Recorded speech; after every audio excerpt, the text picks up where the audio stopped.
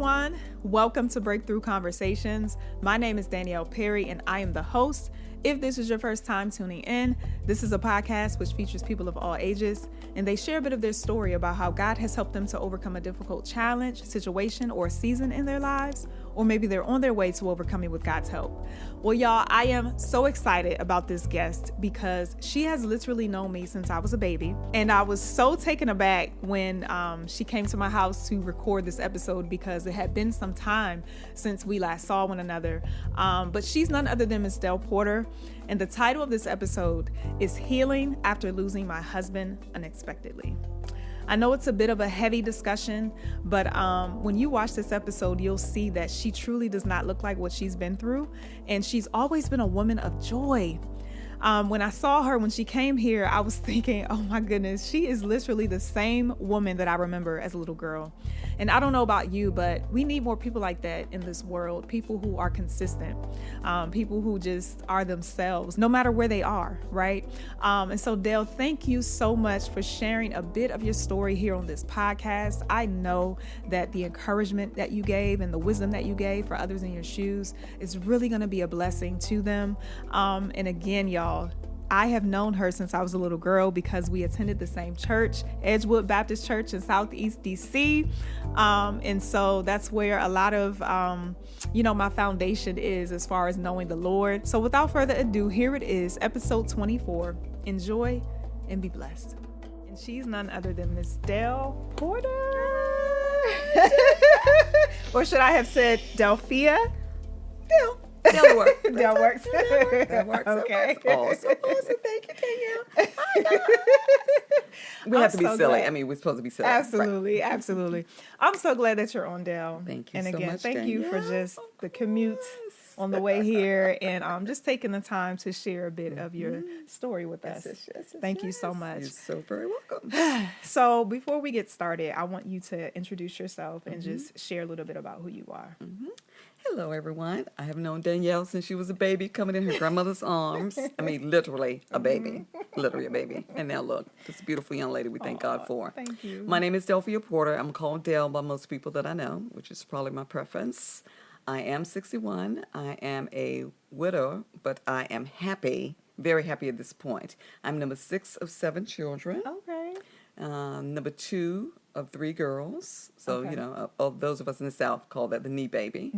And love my family, love my 98-year-old mom, love your mom to the most. Yes. 98, mind sharper than 98. mine. Just so you know, her mind is a lot sharper than mine.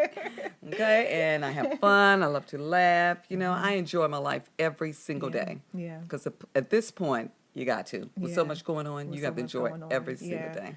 Thank you for having me, darling. Thank you for being here. And let me just say, you are the same person that I remember since being a little girl. Wonderful. Same personality, Excellent. same smile, Yes, same joy, exuberance, all of that. So, Thank you, Danielle. yes. Nice. And I think the last time I saw you was at my wedding. Yes. Which is almost 10 years fabulous. ago.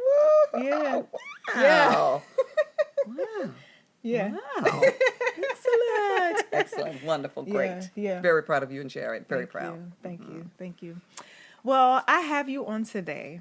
The title of this episode is called Healing After Losing My Husband Unexpectedly. So a bit of a in-depth conversation I believe we're going to have today because it's a pretty serious topic, but I know that it's going to be well worth the time because I know that you're going to definitely encourage others who are maybe in your shoes or were in your shoes. So we're just going to hop into the questions. Yes. Actually, I want to have you talk about just your journey as a little girl into your teenage years. Let's just get a glimpse of who you were and where you were born and all of that. I was born in Southampton County, Virginia, which is where Nat Turner, we like to say that because that immediately put it on the map for people, was raised and unfortunately died. I am number 6, like I said, of 7 children. And so from elementary school to high school, I lived there. I came here after high school to go to college to study broadcast journalism at University of D.C. Okay. Awesome, Okay. awesome. Yeah. You know, I grew up in a very loving family where grandmother was very important. In fact, she's just big mama. You know, wonderful memories of her. And my grandparents, and we know that makes a big difference when your grandparents are part of the village. I love that, and I thank God for it so much. So now I try to be there for my nieces and nephews. Since I don't have any children, but I try to be that village for them. I always Gotcha. have one aunt that can always tell everything to. Yes. Even though some days I'm like, might not want to tell me all of that, but I'm still smiling. No problem. Auntie loves you, and she has your secret right here. Okay, can't wait to tell your mother. Yeah. Gotcha. Okay. So Virginia, and I thought Grandma told me that you majored in broadcasting and journalism, and you worked in radio. I did, actually, at Wash FM and WBIG. Yeah. Those were nice Okay. jobs. And what position did you It was have? an office manager, and every now and then got a chance to do a commercial, which was sort of fun. because you have the perfect voice. Everyone says that. You do. You have the perfect voice for it, and I always Looking wondered. for a job. Hilarious. I always wondered if you were like a radio announcer or anything like that, but that's cool. It was That's actually really very cool. much. I met some really nice people along the way. People you never forget. You know, you learn that in your journey. Even if you meet somebody for one day, because I was going to write this book, and I still may, if God releases it for me, 30 random people that I meet in 30 days. You know what I mean? Because you can just walk in a place. Definitely with you and Jerry, you can see that. But I can walk in a store and someone has just start a conversation out of nowhere. Yeah, Or I simply say, how's your day? Yeah. And then they give me this whole long story. My facial expression doesn't change because people just want to be heard. Right. But, you know, right. then I write it down like, look at that. And they really encourage me without realizing it. So throw it around the people. You never know who you're going to meet. Yeah. So it's important to keep a smile on your face. That's you know, good. it really does. That's good. That's really good. That's really good. Well, we are going to hop into the questions. All right. Yes. So the first question that I have for you is tell us a little bit about your singleness journey before meeting your husband. What a journey that is. I think it's probably really a lot harder now than it was then because you never know what you're going to get with people. Even when you pray about it, sometimes you're still like, Lord, did you hear me? Or did I miss that clue altogether? Right. Because this is Satan incarnated something. I need you to bring him back because this is not happening. Right. And, you know, and then we know, of course, through time, everybody's saying, Lord, Lord, and help me, Jesus. It's just really... Or you're weary of someone that says, the Lord told me that you are. Yes, absolutely. But was God planning on telling me? Because I Right. need to know that before I'm saying I do to you. So with my parents being Southern Baptist, so, you know, it's a lot of strict things you didn't do. You're not spending the night or you're not hanging out all night. So, you know, then you look for that in a person in your journey. Or you hang with at least one girlfriend who always have your back. Not just going to let you go in a club and you leave with someone different. That would never Right. happen. Even now Right. to this day, here at 61. If we're traveling together, we're going to stay together. Yeah. He Yeah. might be cute. He might be handsome, but we came in together, we'll leave together. That's right. Especially with all that's going on. It's just That's it's right. just too much. That's right. But you surely got to pray about it. Yeah. And, you know, if like God, if he's really nice, he's really handsome. I did do a second look, God. Okay, that's good. But then, you know, you go back like, something still doesn't feel right. You really got to go with the woman intuition with that. Yeah. In this single journey. And you listen to ladies who, what? How? What? How did Right. you get involved with that? Yeah. Because looks, and I try to tell my niece who's 21 now, I mean, looks are great. I mean, who doesn't want anybody Right. to look good? Right, yeah, But, you know, yeah. at some point, then it started fading because you really need to know the person deeply inside. That's What do they right. really bring to the table? That's right. I mean, okay, what if they get in an accident and they're no longer handsome? Are they still really That's nice? right. Do they still really treat me nice? Do we still have fun? Can we laugh some? So as you get older, especially from teenagers to 20s to 30s to the 40s and now I'm in 60s, it really doesn't flip on you. You really look for things differently. You see things differently. Yeah, absolutely. And you always had that mindset, like when you were younger, right? Yes. I always thought that's good. Plus, my parents were strict then, y'all. You know. Nobody wanted to take anybody out who better be home at 10. You know? So my parents like either 10 or you don't go. Which one is it? Right. Some days I didn't. Other days like, oh, well, I guess I'll go because Yeah. I want to get out. But then it sort of sticks with you. Yeah. And then I moved here and being a strict country girl and you move here where people sometimes are not always who they are. You know what I mean? You can meet a lot of different characters or strangers or what? I mean, just be who you are. It's just really a big difference. Yeah. But I do thank God I'm a country girl. I sound like the song, all right? I thank God I'm a country girl because you can feel the difference. Yeah. You feel the warmth and you feel the sincerity, and then you're Yeah. also able to see through people when they're really not being sincere.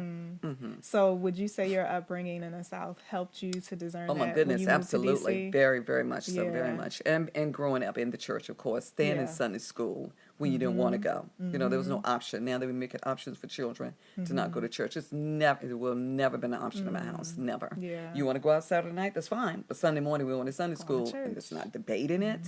We're not discussing whether you got in too late. You just better be in the car and be ready. So definitely the Southern upbringing has made a big difference. Okay. So I want you to tell us, how did you meet your husband?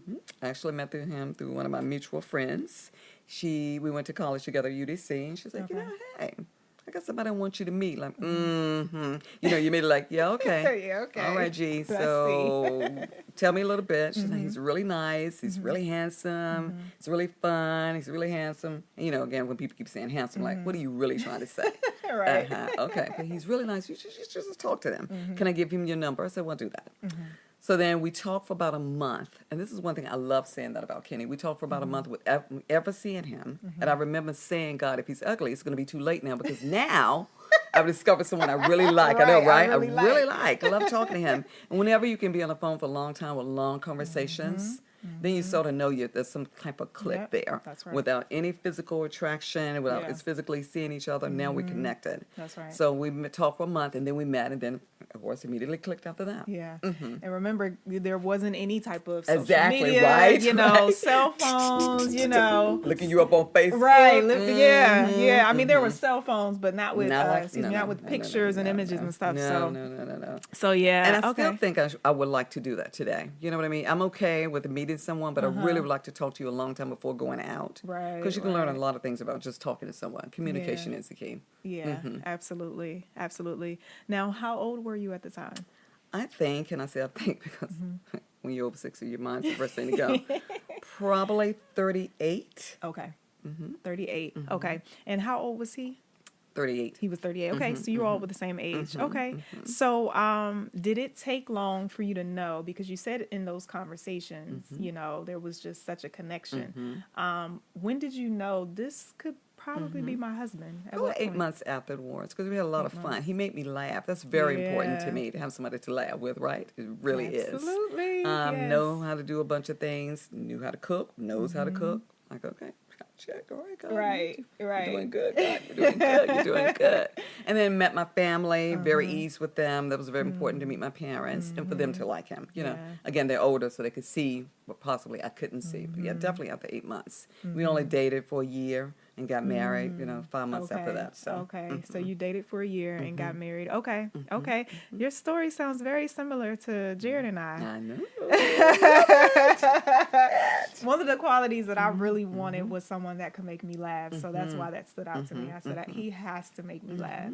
So absolutely. And especially even now and all this going on in the world, you really got to laugh at some things. Even laugh at yourself sometimes. You know, like, did I just do that? What?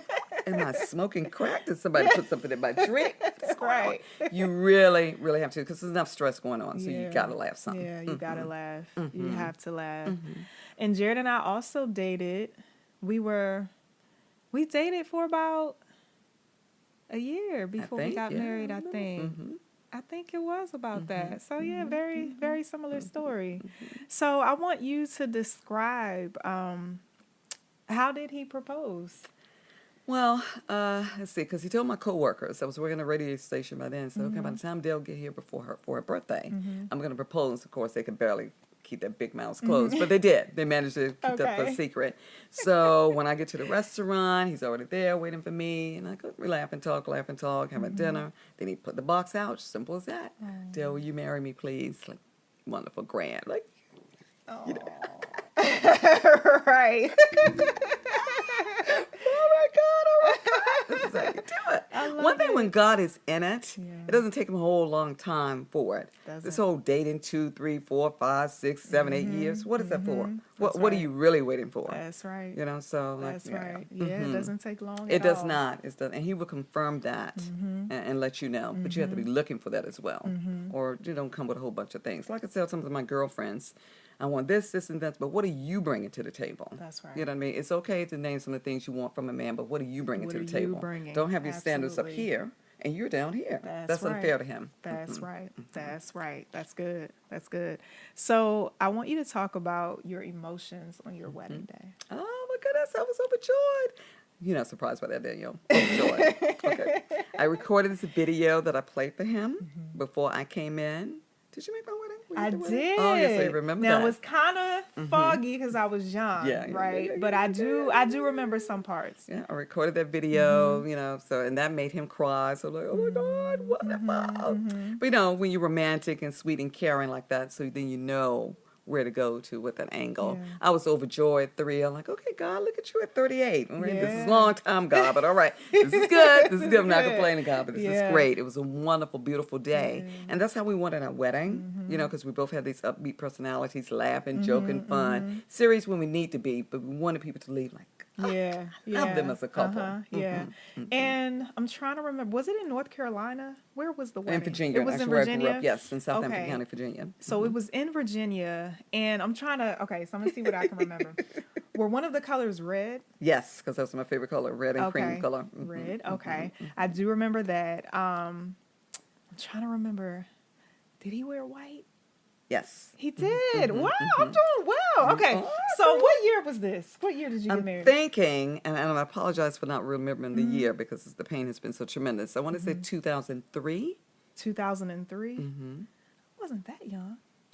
I was about 15 or 16. I'm thinking I was like 11, 10. Okay. I do. So I think what really stood out for me was, now I don't know if I knew your age. With that, though, I knew, wow, Dell has waited for this. You know, she's waited for this, and this day is here. So I was very happy for you in that sense. Thank you so much, you know. Yes. So speaking of 38, because there are a lot of single women out there who are in their 30s and they're not married and they want to be. Right. Can you just kind of speak to what was the waiting like for you and sort of the challenges that you had waiting for God to send your husband? And so, again, remember, this was a long time ago, so it's really probably can't even be compared. You really feel the pressure of, gosh, you're 38? Yep. You know, you go to all these weddings, you're in all these weddings, like, okay, I'm done. I'm not going to be in another bridesmaid. I'm done. Well, I keep meeting all these frauds. When are they going to turn into a prince? God, are you joking? I mean, am I not listening up there? Am I supposed to be doing something else? And then you know later on why you have to wait because you end up after my grandmother and other stuff like that. You know, again, you have standards, as you should, but don't make them too high, but certainly don't lower them, because if a man really, really loves you, he's going to meet those challenges. He's going to meet those standards with bells on, because he loves, he sees it's a good thing, you know. Right. Stop stepping ahead of the man. I mean, a lot of women do that, you know, trying to play. And you meet 2 dates. Oh, my God, it's my husband. No, it's not. Yeah. No, it's not. I do believe in, though, not necessarily love at first sight, but I believe there's something that you feel when you talk to someone. That's just why for Kenny now, we talked 30 days without seeing each other. Even if we didn't decide to get married, I felt like that would be my friend forever, though, you know, because there was just a connection. Anytime you relax and you're comfortable, you can talk to someone for 2 hours without repeating the conversation and just laugh and talk and laugh and talk. There's always a connection there. So just be patient. Don't put so much out there. Present yourself as you want to be carried. You know, carry yourself like a woman should be. And 38, what's 38? Even now, 45. it really isn't old. We let society tell us that. Yeah, that's right. It's all in perspective. If you know your career is important, then don't get married. You know what I mean? At this particular juncture, unless you're both working in the same career type of thing. So that's fine. But just be patient, trust God. Reverend Annie Giles, I think you know her, wink, wink. It's always, just a little bit, you might know her, just a little bit. You know, God, if this is not for me, then remove him. And he'll do just that. Sometimes you almost laugh like, God, okay, I didn't mean it that fast. I want a couple more dates before you remove him. But then he's gone. Do you know what I mean? So you really have to trust that. Yeah. because I mean, obviously God can see further than us, so we really need to say, God, if he's not for me, move him, you know. That's right. And you can't destroy my peace. Don't let anybody come along and destroy your peace. Yeah. One of my girlfriends, Mary's always saying that I don't mind meeting nice men, but don't destroy my peace, because I'm at a peaceful point. And money cannot buy that peace. That is something wonderful about that. So the moment you start, you know, too much here, where you going, who you talking about, what you saying, then you destroy my peace, and then I know it's time for you to sort of move on to the next thing. That's good. And it's good not to compare yourself. Oh, absolutely. You know, and I think that's with so many areas of our lives. But, you know, when it comes to being married, it's so easy. Like you said, you got tired of being a bridesmaid, and it's like, okay, I've been in so many weddings. And at times, you know, it's hard to not wish that you were there at the altar with your loved one up there, you know. And for God to keep your heart right when you're waiting. Exactly. That's important. Oh, very good, Danielle. Like that. Absolutely. Yeah. Then God will show you the perfect timing. Very nice. That's good. That's good. So after the wedding day, what was life like with your husband? Oh, fun. I mean, he was straight up crazy. It makes just fun. You know, so some days I'm like, would you stop joking? You know what I mean? Because then it's fun. Like, stop joking, I'm serious. But then I look back, like, I'm really appreciative of those times I'm having a joke and a fun and stuff. So really fun. No life is perfect. No marriage is perfect. I've always said marriage is what you make it. But we had a great fun time together. Love my parents. That was very important to me, for somebody to love my parents since they were older, because you knew that where it was going. I need somebody to be able to help take care of them if need be. They were doing really well then. Met my grandmother, Big Mama, love her to no end. So, and I met his family. They also liked me. So those things are very important. Getting to know his friends, which is probably a good thing for single women to do before, just meet their friends. You know, and now that social media is a big deal, and see who they have on Facebook or on Twitter and et cetera. Sometimes you can tell, you know, birds of a feather tend to flock together still. I mean, there's something to that saying. If I see too many of friends straight up crazy, they're like, are you not showing me your real you? But we had a good life. We had fun. I mean, he loved to cook, and I love to clean. So I'm okay with that, husband. You coming on. Yeah, that's right. Thank you. Yeah, you know your balance. Know your strengths. Don't compare. I mean, don't make any man feel less than a man. No man wants that. Oh, you complaining all the time. You know, the first voice he hears coming to do it. You didn't do. No. I want him to always be happy coming home to me. So that was my goal every day. Be happy coming home to me. Because not only am I laughing, but I'm like, right. And so meanwhile, back at the ranch, you didn't do. Right. But honey, I love you. Yeah. It's wonderful though. Yeah. Now, would you say, being 38, and he was 38 as well, were you both settled in your careers at that point? Yes, very much so. Now, what were the pros about that? You know, being settled in your career, financially stable, I assume, you know, talk about some of the pros at marrying at someone 38. Well, then that would be one. Then, you know, so your goals are sort of met and or in a very good direction. You know what I mean? No one wants to start a marriage. Well, you can if you're in your 20s, so that's different. But if you're in your 30s, then finances really need to be in order. They really do. I mean, for real, that's real talk. I know, you know, we can work together. Okay, you don't have a job right this moment, but I need to know where your goals are. What's your focus? What's your vision? All right, so you're not working right this moment. Oh, you're working at McDonald's. There's nothing wrong with that. But I plan to own a McDonald's and another franchise in another state or something. I'm here to help you with that. Yeah, you got to have some type of finance. We live in such a world, so it's no such thing. But it is a great thing for that in 30s. And maybe that's why you should wait until that's all discovered. Because then you'd be working. I never get to see you. The kids won't get to see you because you're trying to work. I'm trying to build a home for my family, but what is a family without you being there? You know, you're the head of the household. So yeah, that's good. That's good. Yeah, and of course, God has different timetables for us all. I just know that, you know, we sometimes just we downplay, or we think, you know, being married at a later age, according to our society, there's so many cons with it. But no, there are some good aspects. It is. It really is. You know, I'll look very forward to it again, being married again. Yes. Yeah. I mean, as one of my girlfriends say, you know, for people constantly saying to her, well, at least you're married. Well, let's put a period right there. What does that really mean? Because that doesn't mean my life is just grand and fantastic and wonderful. Yes, at least I'm married, okay.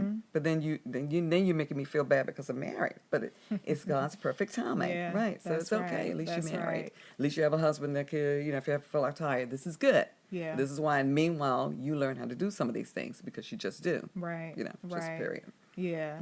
And that statement is interesting. At least you're married, because life isn't just about marriage. It's not. There's It's so not. much more So to much life. more to life. There's so much more. And I think we need to do a better job at, I guess, telling, women and young ladies about that, because again, I think we focus so much on marriage that we forget that life is so much more than that. So much more than that. You need to be a whole person. Yeah. You can't come half. You can't come 3/4. You can't come, trying to make some other person to make you happy. Like, I'm a happy person. I thank God for that. I'm full of joy, actually, versus happiness, since that's temporary. So then you present that whole person. They can't, you can't. Then you find yourself disappointed, because every day I come home, Jared is like this, but he's not. You were broken to pieces in the first place. So it's important for women to get themselves together. Yeah. Really get yourself together. Yeah, really get yourself together. And that doesn't mean perfection. It does not. Because we'll always be a work in progress. Always be a work. Really. But, allow God to do what he wants to do in you before it's time. There's the thing right there. Allow God to do what he's going to do in you. Trust God. God's got this. That's right. You know what I mean? He's not surprised by you just meeting 10 frogs before you got to Prince number 11. It's okay. It's okay to be okay. Yeah. It's okay not to be okay. I mean, we look at too much on TV. That's TV. That's fiction, people. That's right. Somebody created those stories. And why? right. Because entertainment is supposed to do just that, entertain us. That's right. Maybe you take you from reality, because sometimes I feel the same. If I had a bad day at work, I turn to Martin, something that's going to make me laugh. Now, again, just to take away from the mindset for the moment, but it's not reality. It's not reality. Yeah, you really have to focus that a lot for the young ladies, since we're ladies, to focus on that. It's okay that you're not married. It really is. Yeah. That's right. Because you want to present this whole person. That's right. Not 12 pieces crazy.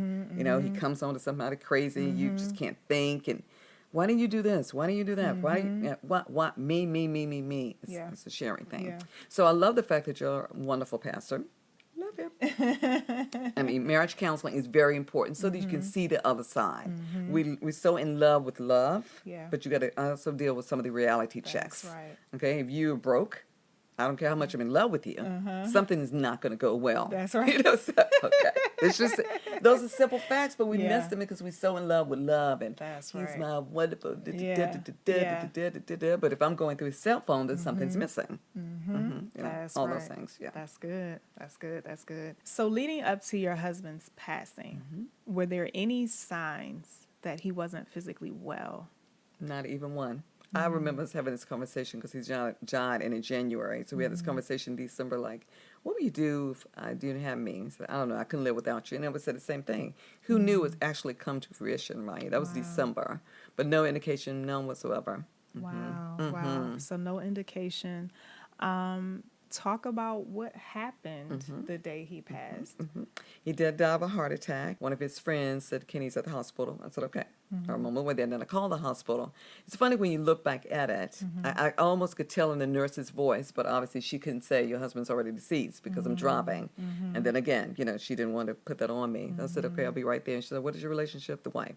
So yeah, that's I will never ever forget that day. When you walk in and see somebody lying there, it'll take you to a whole nother dimension you never knew existed, And I like to call it shock death. When somebody you see today, like we left each other in the morning, I'm going to work, you going to work, and then you get a call, and then later on a call that's saying is deceased. Oh, it does something to your psyche. I'm sure. Wow. So when you got the call from his friend that he was in the hospital, yes. Did you panic at all? I did not. I just said, okay, God, you got this, you got this. Again, had not even a clue. That didn't even occur to me that he would be dead. I mean, nobody has that occurrence in a mindset, but not even a clue. I'm driving just fine, like, okay, I don't know where this hospital is, but I'll find it. Again, long before technology. Like, I said, do you know where the hospital is? Wrote in the window. Sorry, where's the hospital? Right. Wow. So he had a heart attack. So your emotions when you saw your husband, like you said, it was like it was shock death. Just talk about what was happening in your mind in that moment. Well, when I walk in and the nurses will let me get the chaplain, so then you start thinking a little bit like, even then I like, maybe she just wanted to tell me some options. Had not a clue that he was already deceased by the time I got there, because that's one of the questions, like, God, I know this is your perfect timing, but could you let him just be alive when I got there? I think I would have felt better to just say goodbye versus just looking at somebody already cold at that point. So, so the emotions all over the place. Now I got to call his mother, his sister. So that was even worse. I got to call my sister, call my pastor. So, your mind just started twirling lots and lots of things. There's no, I don't even know. There are no words to describe that. There's no words to describe that. None. I'm sure. Wow. Especially after being married for only 7 months. And that was going to be my next question. So you were only married for 7 months. There was no type of indication that he was physically, ill or anything. It was a sudden death. Wow. So talk about, did you have any questions for God after that? Oh my goodness, yes, lots. And one of the things I learned, probably from Reverend Annie Giles. I keep calling that name. It's somebody you know. Somebody I know. Somebody you know. And we certainly learn over time, and certainly you and Jared has learned this as well. God is awesome. So God doesn't have any problems with us asking him questions. Right. We're not questioning his sovereignty, his awesomeness. But yeah, God, I got some questions. You let me get married at 38? Really? And now he's dead in 7 months? This is not funny, God. Okay, this is not funny. Why would you let this happen? The typical question all people, why would we let this happen? You think I'm strong enough for this? But I'm not. I'm telling you, I'm not strong enough for this. Why could it be the other way around? But then, and then as time go on, then I realized it would have been better with me versus him for me. Do you know it's better that he was deceased for us? Whatever that means. It sounds sort of terrible and insensitive, but it's not. All the emotions all over the place. God, for the first 3 months, I was totally convinced, and that's probably Satan himself, that I was going to lose my mind. Because it was just unreal, really, truly unreal. And not for Reverend Annie Giles. Here she go again, that name again. She called me every single day, and this is how you pay it forward. And this is what God said, things we go through is not really for us, it's really for the next person. She called me every day for 3 months to talk to me, to pray with me before I went in, because the spirit of depression would meet me every day. I'll go to work, have fun, laugh, and talk, boom. It was just like, it's just literally like a figure sitting in the car waiting for me to get out of the car. Okay, here come the depression. So talk me and prayed me through that. It really did help. Wow. But I can see why people lose it a little bit. I can really see that. Even when you know God, and we know him, and he's faithful, he's awesome, he's wonderful, and he's great. Yes. I didn't want to hear any praise songs. I don't want to give me scriptures. I know them. So, and now I can help other people with that. So I'm not quickly to say, God given, God taketh away, and joy coming up. It's the human side of me. It is. It's the human side of me. And God understands that part of me. He does, Yeah. Danielle. And I think we just make him so, you can't cry because you're a Christian. You love the Lord. But you can't. Yes. He understands that very, very much. And he gave us that emotion. Thank you, Danielle. Exactly. He gave us that, right? Exactly. Wow. So now I can speak to people who lost their husbands.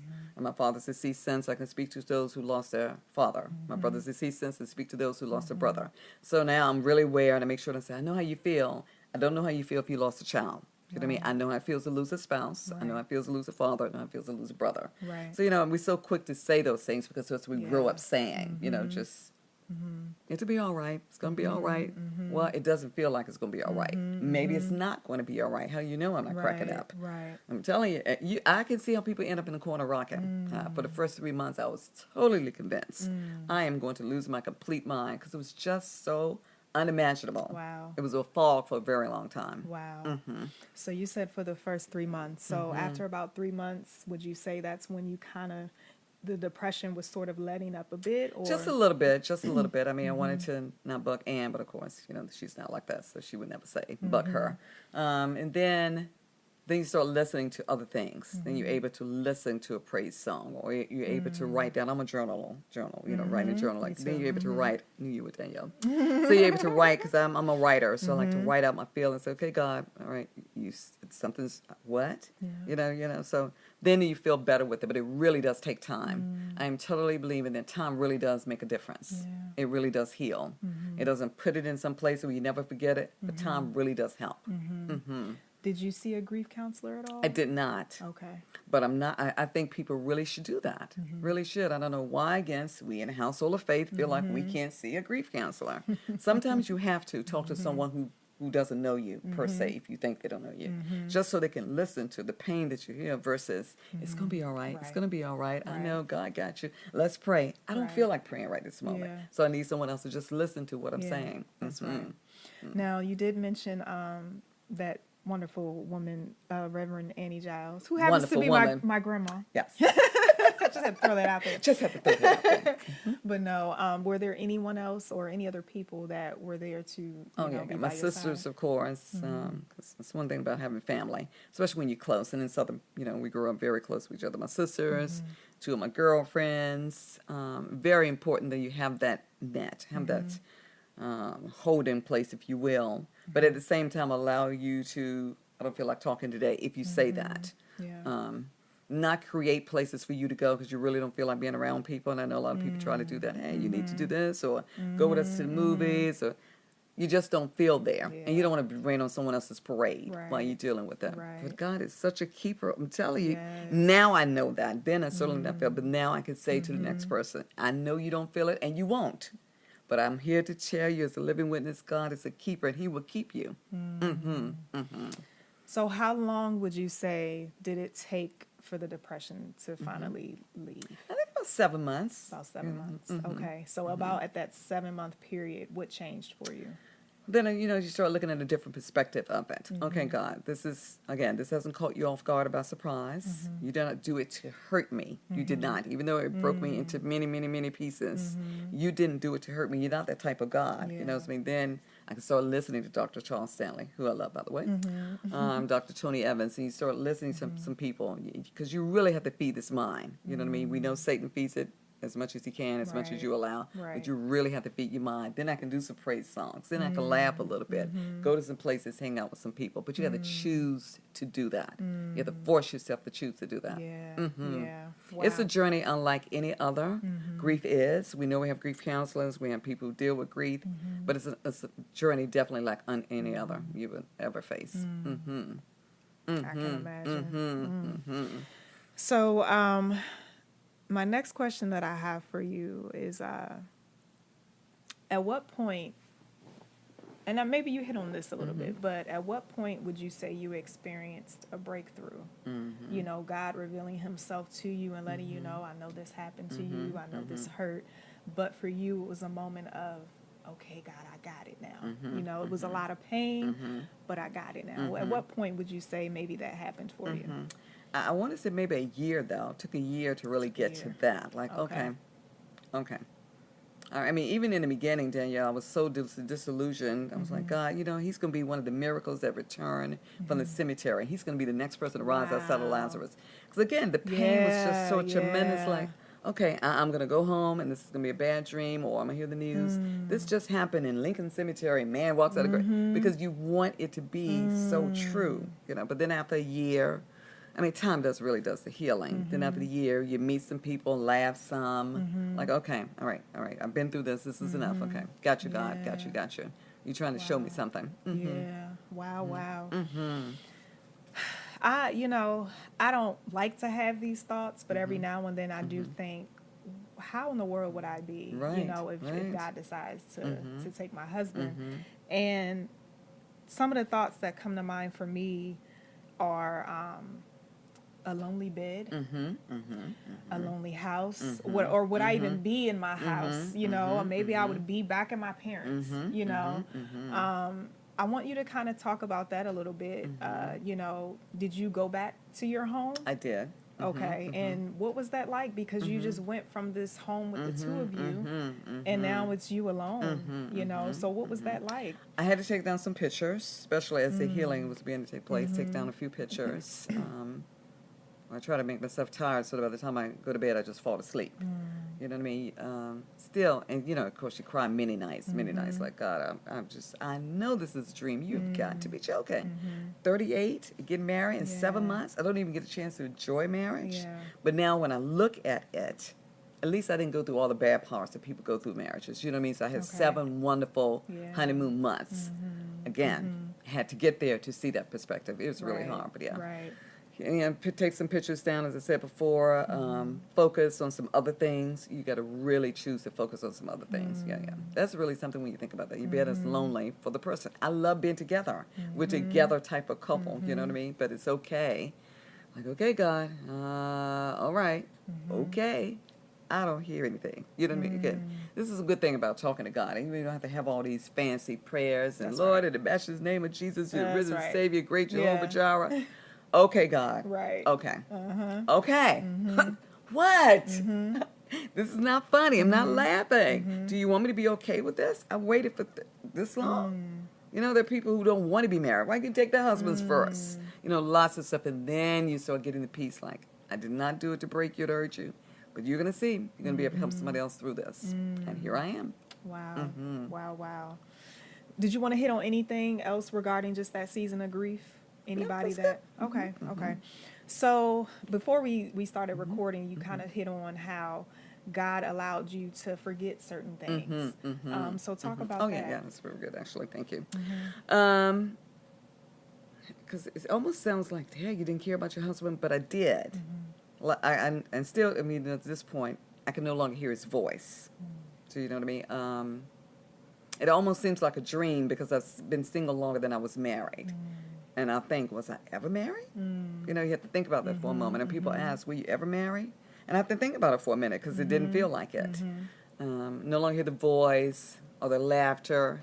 And then, you know, I just felt like God had to put it somewhere. If not, then I was going to go crazy. So he had to put it somewhere so that only if people bring it up, then I think about it, but it'll only be like 30 seconds. It's no longer a sad thing. It's no longer I can, you know, he made me laugh and talk about it from a sad point of view because this is what God would do. He will put it so that it won't hurt you as much. Wow. Just be able to help somebody else. So, wow. And at what point did you reach that? Maybe 2 years. Is that 2 years? Wow. So 2 years after his passing? Yes. Wow. Wow. I think that's a testament to God doing the unexpected, doing a quick work. Yes. You know, healing. Sometimes we think healing is going to take forever. But God can do it, you know, much quicker than we would expect. He can. So I think that's a true testament to that. And I know that's maybe not everyone's testimony. True.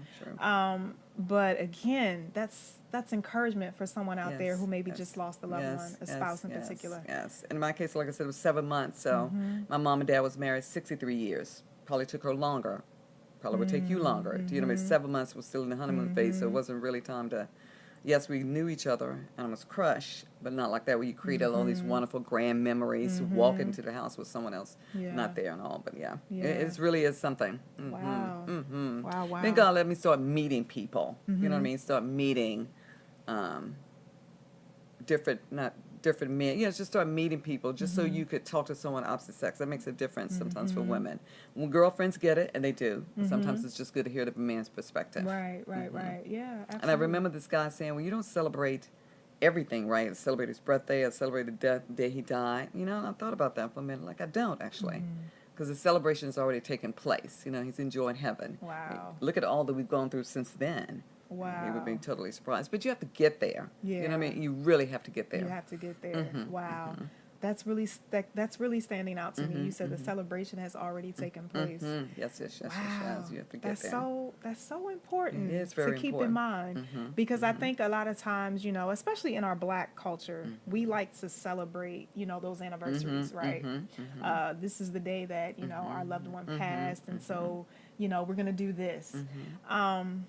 But the celebration already took place. Yeah. Isn't that great? That's wonderful, wow. right? Wow. I mean, unfortunately, I don't remember the date that he transitioned. No longer, like I said, no longer hear the voice. And this is God. This is God doing that. He needed to put it into place so that I could move forward. Because if not, then you just end up like, you really will end up there. Wow. It's a great thing. And the year of the first, someone told me that, this young lady I knew named Nancy told me that, it really is very difficult to get through the year of the first. The first birthday, the first Valentine's Day, the first Christmas, the first Thanksgiving. And then after that, I felt it started easing out. You know, God needed me to get through all of that. Wow. That's so powerful. And then you walk into the place like, hey, how's your husband? Then it's like, oh, Lord. And when people don't know, they just don't know, so it's fine. They just don't know. Yeah. Wow. Have you ever talked about this publicly before? I have not, actually. Wow. Okay. So when you kind of still talking about how you were soon after his death, when you went back to work, what was that like? Well, my coworkers, just a wonderful group of people. Like, if you want to be here, fine. You don't have to be. You know, it's a lot to do at work, so they kept me busy. It's only when people ask. So now I know. I make sure that I don't myself when people come back over something grieving or shocking. How are you doing?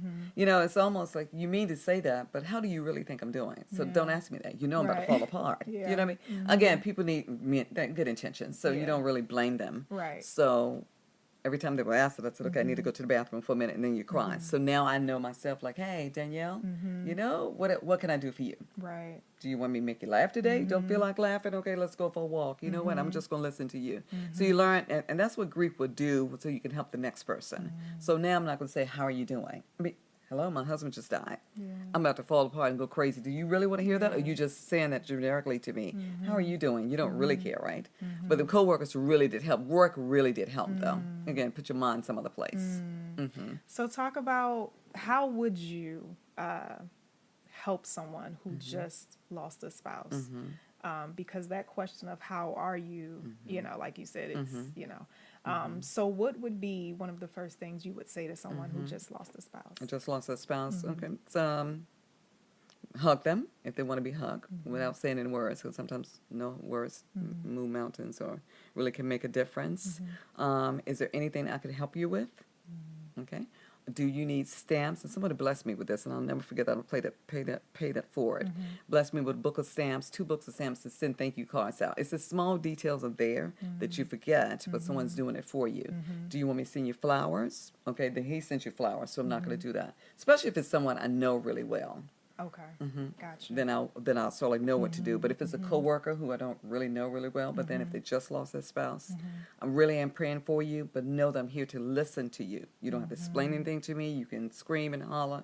You don't have to give me any Bible verses. Because again, people don't always want to hear this is God's perfect plan. It doesn't feel like it. My heart is in shreds. So yeah. It's a journey unlike any other. I say that over and over again because people try to put you in a box and say, this is what you should be doing 3 months later, 4 months later. It's not going to happen that way. It's not. This is somebody I love. This is not someone I was trying not to be married to. You understand? So, yes, I know that I see him again. Okay, that's all real good, but I really like to see him right this moment. So, yeah, you get there. Wow. Okay. Now, throughout the years, you know, after your husband passed and even up until now, do you desire to be married again? Absolutely. Very much so. I love being married. Again, because it's only 7 months. That's what some of my friends say. Yeah, that's why you want to get married again. You're only married for 7 months. Well, maybe. But still, I do. I do. I'm that type of person. I'm that type of woman. So I like companionship and fun and being with someone, especially now over 60. Absolutely. Travel together. Have some different experience together, see life together. Very much so. But if God says no, then it's fine. I have my mother to take care of because my mother and I is a package deal. So that I have to present that as well. To in order to date me, like me, think about marrying me, then it's also my mother. I'm not going to leave her behind. Gotcha. And speaking of your mother, I just think that's such, what's the word? The fact that you drive every weekend 4 hours to go see your mom, who's in a nursing home, you said? She's not actually. She lives at home. My brother lives with her. Okay, I'm sorry. For those of you who don't know, her mom is 98, right? Yes, fabulous. 98. Miss Diva. Pastor said just yesterday at church, oh, maybe Miss Virginia Porter, the diva. She loves to dress, love her hair, always in place. Yes. I mean, she's known for that. Always being in place. Oh, I mean, that's the older school generation. Always go out looking presentable. Even if this is the only one outfit you have, make sure it's clean and pressed and you look presentable. And that red lipstick, Danielle, she has a red lipstick. She has a red lipstick. I love it. I love it. 4 hours to go see her every weekend since 2007. And people say that to me all the time. God, you know, you got a star in your crown. You're such a good daughter. But it's my mother. Do you know what I mean? I know a lot of people drop their parents off or don't go to see them. This is my mother, so it's not like it's some strangers. My mother. You know, and I want her days to be great. That's good. To see her smile on her face, make it worth every 4 hours, every snow chance to get through. If it's cold outside, exactly. That's good. I love She's that. definitely my ride or die. Yeah, I love that. I love that because there's some of us who don't have the best relationships with our parents, but that shouldn't negate, Yes. doing something of Yes, that absolutely. nature. Because, like you said, it's your mom. It's your mom. Especially if it's a bunch of children. I cannot wrap my mind around that. Why would 5 kids can't take care of one mother, but this one mother can take care of 5 kids? Because you didn't like her? She didn't like you, but she's your mother, right? You drove her crazy. Who does that? But people do. It's very, very unfortunate. But that's never an option for me.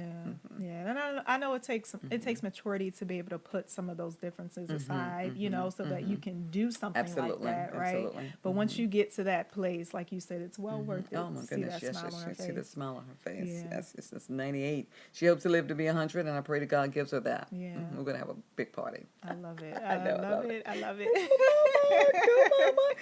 mama. I love it. Have I ever met your mom in person? Maybe in Edgewood. She used to come up and visit me a lot. So yeah, okay. You were a little girl, Danielle. I know. Oh my goodness. So I have to say this. I was at Grandma's house one day. And she has a whole bunch of, VHS tapes from the church. I said, Grandma, can I have some of these tapes? Because I actually still have a VCR, which is crazy. I know I'm a millennial and I have a VCR. Yes, I have a VCR, okay? But it's for memory's sake, And so I grabbed some of those tapes. And I think 1 or 2 were like a women's anniversary. I think another one was like a youth day. And so you were definitely in a couple of them.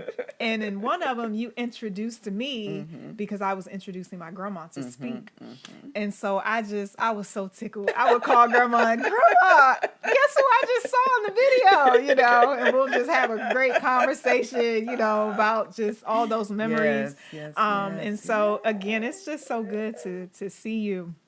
And to just again have you on this podcast. I was a little nervous to ask because I know we haven't talked in a while, and then I know that this is a sensitive topic, so I was a bit like apprehensive. But when Grandma said it, I was like, okay, if Grandma said it, then I think I can do it. You definitely can.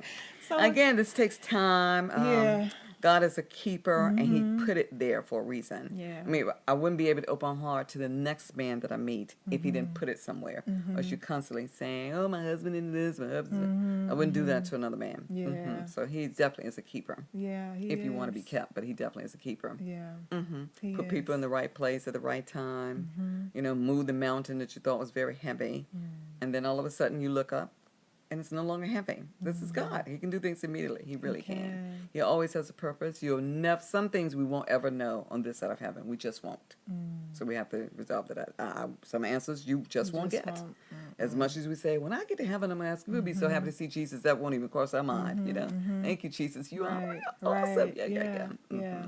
And there's a piece that one day, now there's that piece. One day I'm going to see Him again. I did not want to hear that at first. I want Him here, right? Yes. But now that you're in a healed place, you have that peace. And so, was there anything else you wanted to say? Anybody who is a widow, was there any encouragement, any advice, or anything that you had for them? I mean, really, it sounds so not really trite, because nothing trite about prayer. Keep praying about it. Find your quiet space, your quiet spot. Stay in a circle maybe of 2 people, not a whole bunch of people, because then you're constantly explaining yourself, or they're asking you a bunch of questions. Have at least one person that's your ride or die, your friend through the end, who listens, not trying to say, in 9 months you really should be further than that. No one can tell you how to grieve. No one can tell you. No books written. I mean, that's part of psychology. That's what he's supposed to do, tell you what's, but he doesn't know. Nobody knows the pain you feel but that. I mean, it's a hurting thing, no doubt. Nobody gets married to have your spouse die. Especially in my case, 7 months. But even if it's a year, or I've read some stories where people are prepared to get married and something happens to the spouse before they even get married. Now that I can't imagine. At least we got married. Right. But your parent the next morning, oh yeah, Dell didn't show up for the wedding because she's dead. And your husband like, what? Yeah. What? Yeah. What? Yeah. So you got to really push forward, keep the friends really close. Music is very healing. It really is a healing for the heart. or just peace and quietness. I'm okay with time being quiet in my house. I know a lot of people like TV on as soon as they come in, but I'm okay with it being quiet. Sometimes it's the only way you can think. Yeah. And you got to really just keep pushing stuff in your mind. If you need to remove pictures, remove the pictures. Because every day you got to walk in and see them. I kept my pictures up for quite a while because it didn't bother me. I just felt like that was nice. So don't let anyone put you in a box saying, okay, all right, enough already. You cannot. Yeah. And keep the circle tight with people really going to pray for you. Not just saying, oh, I'm going to pray for you, Danielle. Who really, you really know is going to call my name before our awesome God. Right. Not just the duty-bound list. You know what that means. In the Baptist church, the duty-bound list you're praying for. But who really call my name before the Lord. And then you'll notice, as you said earlier, that all of a sudden God has moved it. I mean, it'll be all of a sudden. You're so deep into the grief and all of a sudden, I mean, look at that. Right. I can actually talk about it with a smile on my face. Yeah, that's right. That's right. Wow. Well, you said a lot that I believe are going to encourage Thank you. many out there, not just women, but men who have lost their wives. Yes. So thank you. Of course, Danielle. Yes. Thank you. Don't forget, I love it. I love it. We love Danielle. She's been such a blessing since she was a little girl. Just wonderful, beautiful, fantastic. Jared, you know. Hilarious. I love it. Well, thank you again for being on. Thank you so much, Danielle, sharing a for bit of having your me. story. Absolutely. Yes, thank you. I appreciate Absolutely. Feel free to reach out to Danielle if people want to actually reach me. Because sometimes just actually talking to someone who's really been through it, not just, your dad, who's really been through it. Not going to have a whole bunch of questions for you, but who can really listen. Even if I say 7 months, it may be 8 months for you, maybe 3 months. You never know. You just know that God has a perfect plan for it. You can't see it in the beginning. You won't see it in the beginning. Don't look for it in the beginning. You just know you'll get there. You will. I mean, if you got to be in a corner like, and that's okay, because God is right there in the corner with you. He's with you. He's with you. And have someone like Reverend Anna Giles. Why do I keep saying that name? I love myself some Reverend Anna Giles, who will pray for you if you're walking in the house or something, because you really got to pray the spirit of depression off. Yeah. I mean, Satan does what he does. Right. And we give no glory to him at all. So he's still defeated underneath our feet. We're still at the head and not the tail. We're still above, but you got to get that into your spirit, into your heart. Yeah. And realize that God did not do it to hurt you or to break you into pieces. And at this point, gave me opportunity to tell someone else and help someone else. Yeah, absolutely. This is just the question that came as you were talking. What are some of the things that you learned about yourself after the process? That my faith wasn't as weak as I thought. Learned that, and how to really appreciate people. It's always been my thing, but really appreciate loving on people. Never take it for granted. Really, really learned that. And that God really does hear and answer prayer. We said it, grew up in church, it sounds good. He's a prayer answering God. You get your hands up, your mouth's full of praise, and a heart of thanksgiving. But he really does answer prayer, because there are some things I said that God, not only God knew, and then next thing I look up, here comes the answer. Yeah. That's a very good point to get through. And maybe sometimes that's why he breaks us into pieces, so that he can put them back together, because when he does, nobody can break them apart again. That's good. So now I'm really ready for Mr. Right. I know that's right. So those are some things actually I did learn. I mean, now I'm really ready. Absolutely. That's good. That's good. Was there anything else you wanted to share? No, we love Danielle and Jared. Awesome. I love it. We really do thank God for being God, but we have to give God always the glory and praise. Yes. Such an awesome God. It makes you smile, full of joy, Yes. not happiness, which is temporary. We're looking for, as the song goes, love in all the wrong places, but we're looking for happiness in all the wrong places. He wants to give us that type of joy, and God is looking for the Christians to let our bright light shine during 2023. Don't be all panicky and tore to pieces like everyone else. Everyone else is tore to pieces. Yeah. Why are we tore to pieces? Yeah. So either you trust God or you don't. Yeah. Either you love God or you don't. That's So right. yeah. That's right. Get in the right circle. Cover yourselves with the right people. Who are traveling in your circles. I tell my niece that. If you're going left and they're all going right, you don't need to go to the right. It's okay to be the only one going towards the left. That's right. But you got to get there. Yeah. Yeah, I love that. And wait for the person. I like Danielle and Jared. Wait for the right person. Yeah. I love it. I love it. And this joy that you all see, I can hear it in the texting. When she's texting People me, I'm say like, that. I can see the smile on her face. I can hear her voice. I love the joy that God has given you. Thank you so much. To God be the glory for that. You know, it's something I try my best to practice every day that God gives me. You know, I speak to people because, you know, we still have people who won't say good morning. God knows I can't understand that to save my life. But, you know, so I practice that no matter who I meet, where I go, and it's out, just to say good morning, a smile at someone. It makes a big difference. It does. You know, they know that you love the Lord, but you never smiling. You never have a good word to say. You're always grouchy. What? It's okay. And you never know the impact. You know, it'll be somebody you meet later on. Like, I remember when you said good morning to me.